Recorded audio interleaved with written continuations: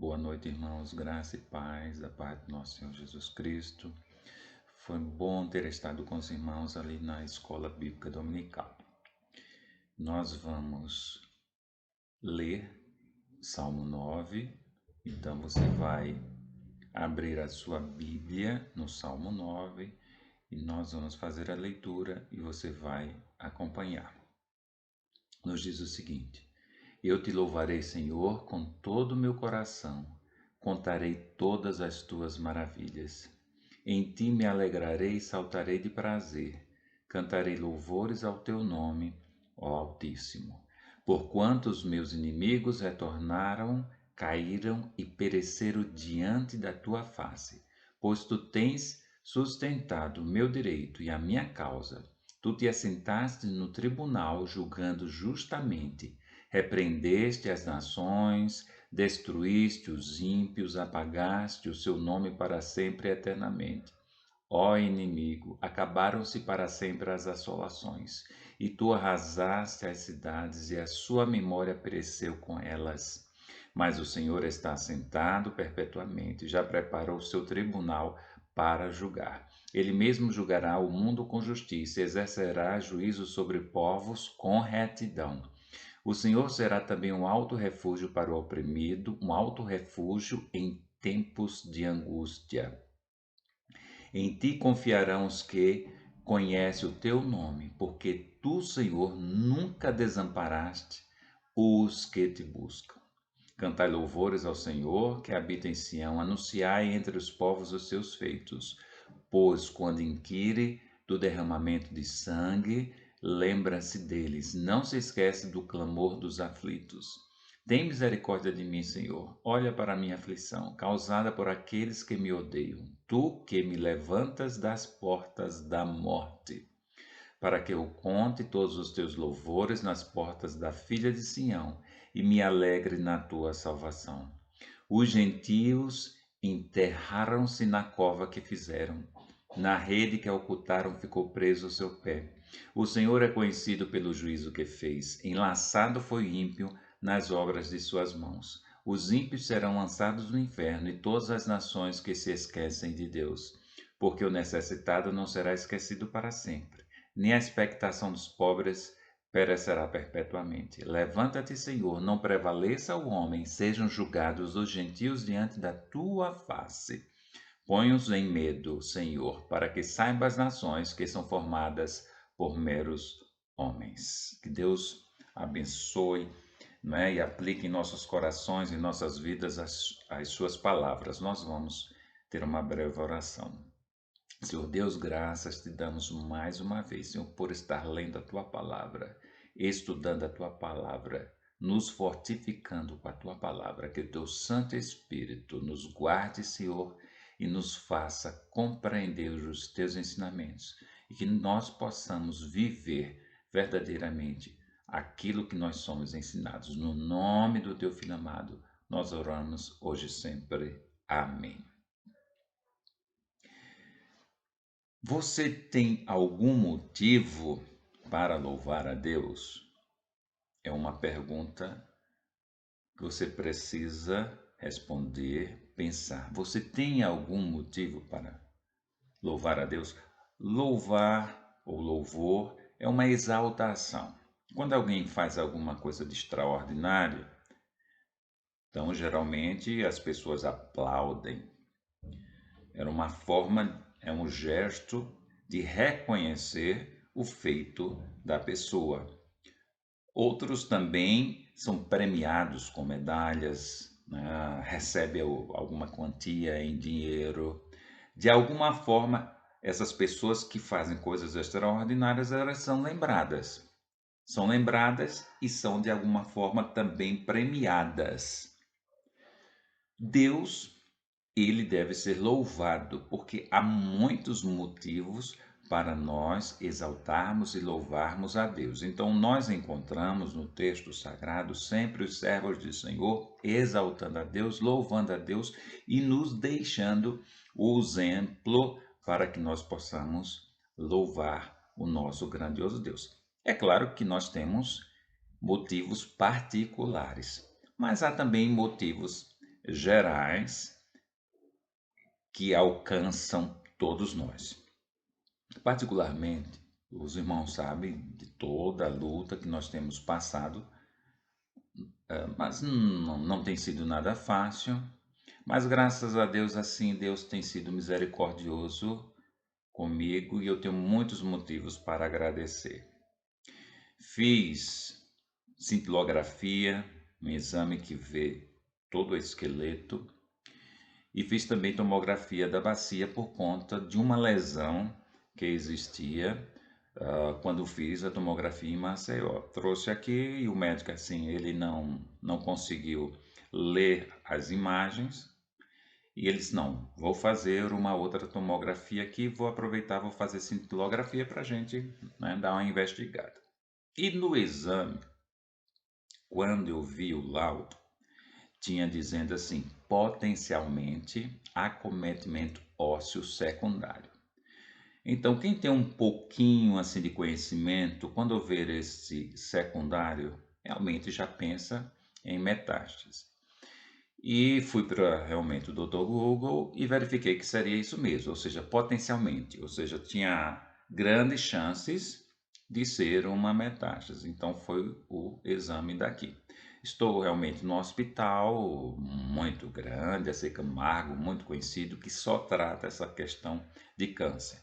Todos os exames nós fazemos lá. A gente não precisa ir para uma outra clínica. Tudo realmente que for necessário fazer, se faz ali. É muito conceituado, inclusive referência até para toda a América Latina, pelo menos é isso que eu vi. Então, de repente, você vê um exame desse e um laudo falando dessa forma, é uma coisa que não é fácil, e até disse para a amiga nossa que é médica, eu mandei um zap para ela, disse, olha, saiu o laudo e realmente eu acho que eu preciso de um outro milagre, né? Diante daquilo que foi dito, na minha cabeça, eu precisaria de outro milagre.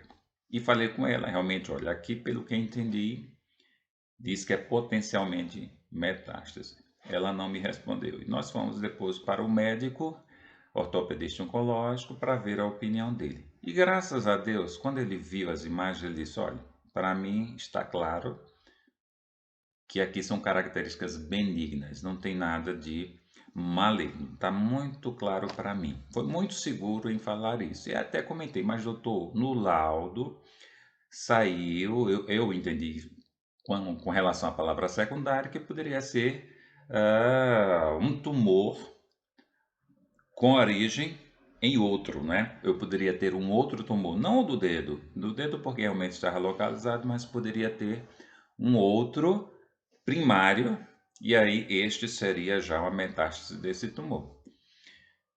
E ele explicou assim, não, o laudo sai assim porque como você teve o tumor no dedo, o câncer do dedo, aí pensaram dessa forma, colocaram assim e tal, mas para mim está claro, e eu não vou pedir nem biópsia, porque vai mais machucar você do que beneficiar. A gente apenas vai acompanhar.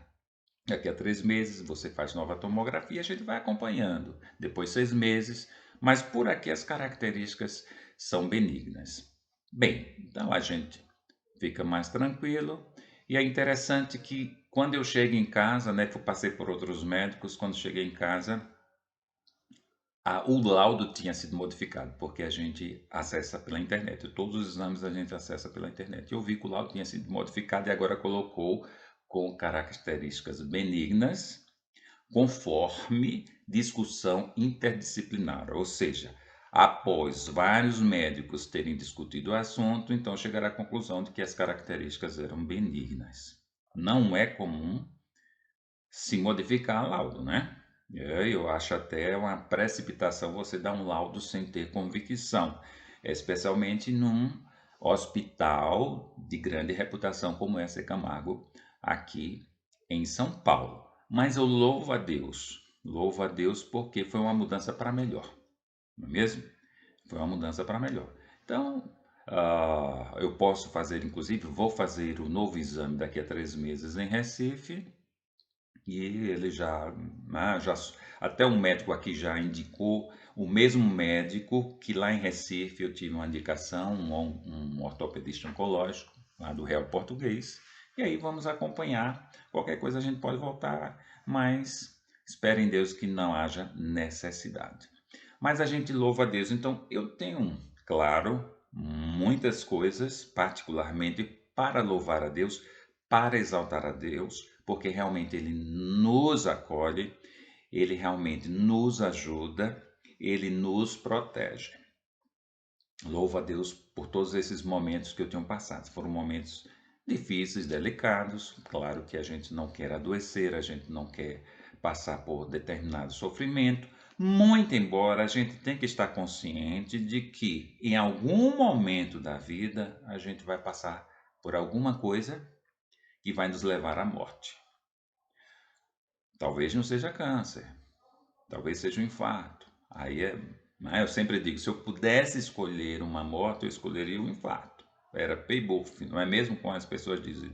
Já pensou partir deste mundo dormindo?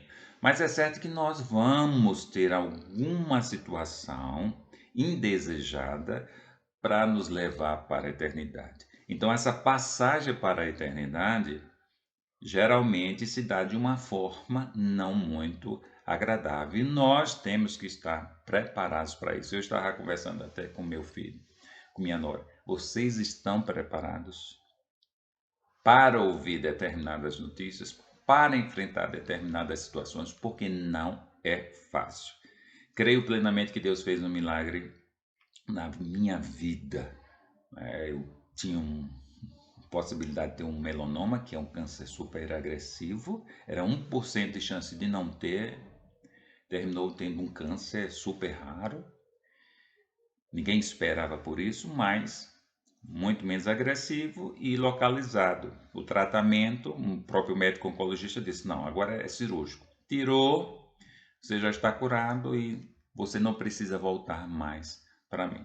Então, louva a Deus realmente por tudo isso. Mas, além das questões particulares, nós temos muitos motivos para louvar a Deus. E nós vemos aqui no Salmo 9 alguns motivos.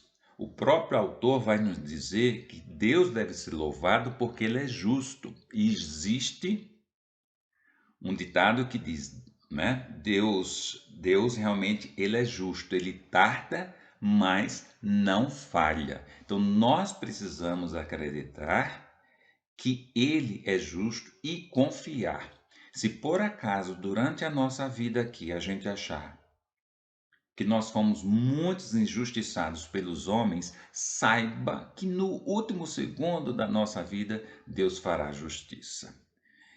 E o prêmio que ele vai nos dar não é uma medalha.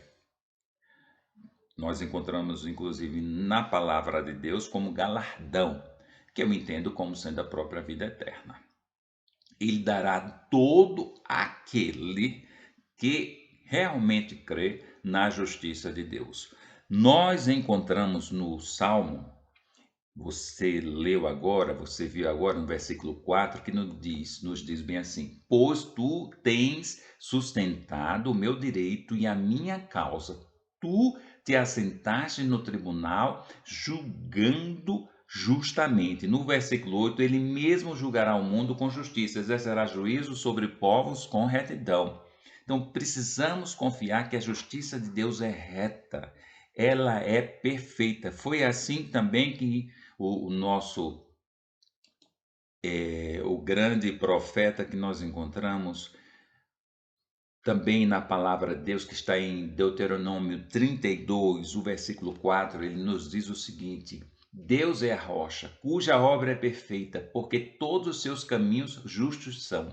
Deus é verdade, e não há nele injustiça, justo e reto é. Então não há uma vírgula de errado em Deus. Não há um ponto, um acento, nada. Tudo que Deus faz, faz de forma justa. Então você tem que colocar na sua mente que você realmente verá justiça. Deus fará justiça a você. Não sei quando, não sei como. E com certeza ele faz muitas coisas que às vezes a gente nem percebe. Deus o ajuda, Deus o guarda, Deus o protege, faz justiça a você e você nem percebe que o que aconteceu veio da parte de Deus. Mas uma coisa é certa, no fim da vida, nós seremos aplaudidos, nós seremos justificados, nós seremos premiados por conta da justiça de Deus. Ele nos fará realmente ser pessoas perfeitas, pessoas que então, por conta disso, receberão a eternidade, que é o grande galardão de Deus. Deus é justo para aqueles que confiam na sua palavra, para aqueles que assumem o compromisso de obedecer. O que Deus quer é sinceridade, o que Deus quer é obediência e nada mais. É um coração sincero. Se nós formos louvar a Deus, nós precisamos usar palavras, sim, como fazemos, mas que isso seja sincero da parte do nosso coração, porque Deus vê o coração. Não adianta a gente bater palmas se isso não vir do coração. É claro que hoje nós temos uma cultura de bater palmas quando alguém prega e diz alguma coisa que é verdade, que se alguém canta, se alguém faz alguma coisa nos templos, talvez tenha vindo isso da cultura americana, mas não é salutar, não é saudável a gente estar aplaudindo homens. Às vezes alguns dizem, não, nós estamos aplaudindo Deus. Não é um costume bíblico. Há uma tendência de se aplaudir homens e usam até outros meios inadequados na casa de Deus, no templo de Deus. Mas a verdadeira adoração, a verdadeira exaltação e louvor a Deus se faz através de um coração sincero, de um coração que reconhece Deus como Senhor de todas as coisas, o juiz de todas as coisas. Quando nós reconhecemos que Deus é juiz justo, a gente procura andar direito. Porque a gente sabe que ele tanto justifica como ele condena. Se a pessoa se distancia totalmente de Deus, se a pessoa rejeita a palavra de Deus, será condenado. E isso nós encontramos o próprio autor aqui do Salmo também se referindo. Ele diz que Deus condena os transgressores. Ele nos livra quando somos injustiçados, mas também condena o pecador, condena o transgressor, condena o ímpio. Nós sabemos, como sociedade humana, nós refletimos a própria justiça de Deus.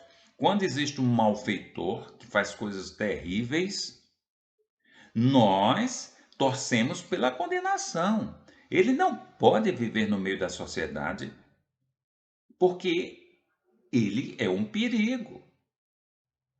Nós queremos que realmente o transgressor ele pague pelo que fez. Mas Deus é tão justo que quando alguém se arrepende do erro que cometeu, Deus perdoa.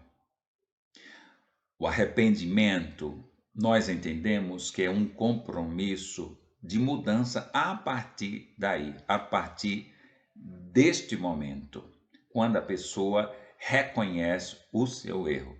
Quando a pessoa assume esse compromisso e diz, eu não quero mais viver a vida que eu vivia, Deus perdoa. Deus perdoa. E eu sempre digo, no céu não pode entrar malfeitor. No céu não pode entrar pessoa desobediente. No céu não pode entrar pessoa que ama a maldade, ama a corrupção. Não pode. Porque o céu é um lugar de perfeição. O céu é lugar de justiça. Por isso nós exaltamos a Deus, porque Ele é justo com uns, com aqueles que de alguma forma reconhecem o poder de Deus e se submetem a Deus e amam a verdade, mas Ele condena realmente as pessoas que amam a mentira, amam o engano, as pessoas que rejeitam o controle e o domínio do grandioso Deus. Em Salmo no capítulo 9, o versículo 5 e 6, nós encontramos: corromperam-se contra ele, não são seus filhos, mas a sua mancha, geração. Na realidade, Salmo 9 estava lendo errado. Mas nos diz: repreendeste as nações, destruíste os ímpios, apagaste o seu nome para sempre e eternamente. É claro que nós entendemos que o pecador, o ímpio, o transgressor da lei de Deus, ele não é destruído, não deixa de existir. A palavra de Deus, ela precisa ser interpretada, o conjunto, o contexto. Então, esse é um assunto que é muito falado no texto sagrado, e nós sabemos que quando o autor aqui do Salmo diz que ele é destruído, que o ímpio é destruído, não quer dizer que ele deixa de existir. Não é isso que o texto sagrado fala. Essa é uma forma de exagerar. Uma hipérbole é uma forma de exagerar a morte do ímpio no sentido de sofrimento do ímpio. Aqui, a gente leu no início, realmente, que eles são lançados no inferno. Essa realidade já era proclamada no Antigo Testamento. É a prisão do ímpio, é a prisão do transgressor, porque ele não pode mais atrapalhar o reino de Deus. Deus realmente tem todo o controle e tem todo o governo. E ele quer realmente seres humanos, pessoas, anjos, que amem a justiça e que amem o próprio Deus e submetam ao próprio Deus. Então, nós vemos inclusive em Daniel capítulo 12, versículo 2, que diz: e muitos dos que dormem no pó, se referindo à volta do nosso Senhor Jesus Cristo, ressuscitarão, uns para a vida eterna e outros para a vergonha e desprezo eterno. Então, quando a gente vê a expressão vida eterna, se refere à vida dos justos com Deus. Não quer dizer que os ímpios não viverão eternamente. Eles viverão eternamente, como diz aqui, para a vergonha e desprezo eterno. Quando se fala em vida eterna, se fala vida com justiça, com amor, com paz. Mas o ímpio, ele viverá eternamente com desprezo, com vergonha e sofrimento.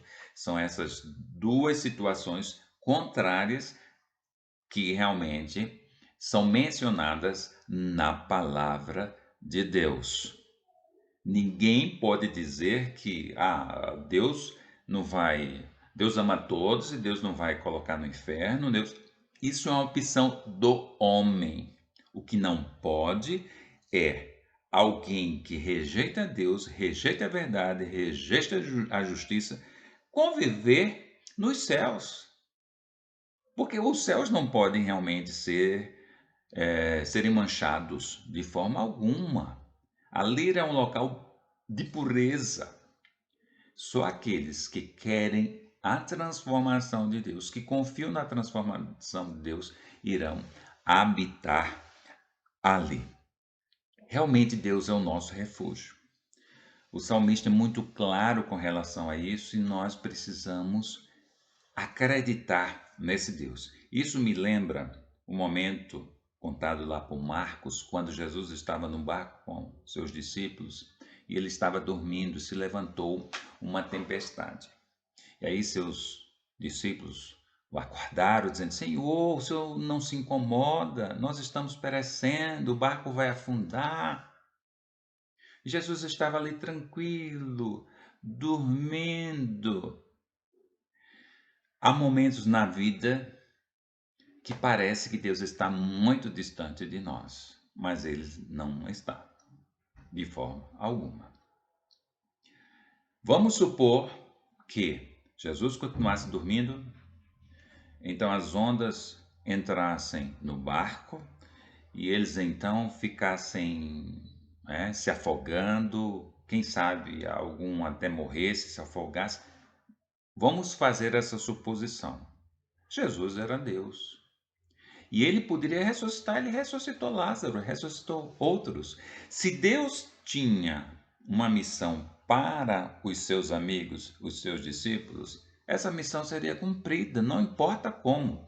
É a mesma coisa que nós encontramos com Abraão e Isaac. Quando Deus disse, sacrifique seu filho, ele disse, bem, se Deus me revelou que tinha uma missão para o meu filho, então Deus vai ressuscitar. Ele cumpriu exatamente. Ele iria sacrificar seu filho. Mas ele fez assim porque ele tinha convicção de que Deus estava com ele e que Deus ia agir. Nós fomos criados para servir a Deus. Nós fomos criados para a glória de Deus. É isso que nós encontramos na carta de Paulo. É isso que ele nos ensina. Então, os discípulos de Jesus poderiam muito bem acordar. Nada de mal acordar Jesus. Isso seria até algo natural.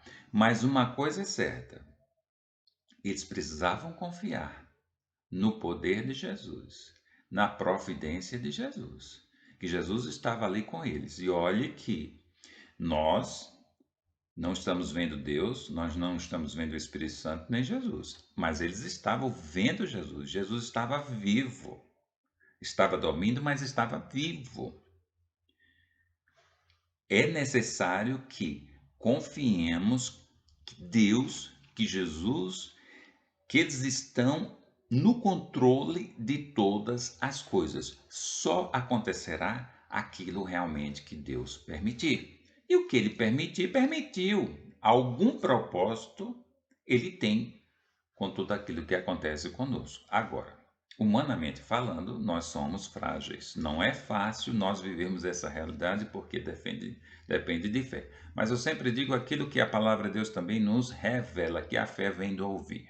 A fé vem do conhecimento da palavra de Deus. Cada vez mais que nós lemos essas histórias, como lemos aqui, como nós vimos e falamos aqui sobre a experiência de Jesus com os seus discípulos, cada vez mais que nós conhecemos essas histórias e lemos uma vez, duas, três, a gente vai ficando mais convictos, mais convictos realmente do poder de Deus.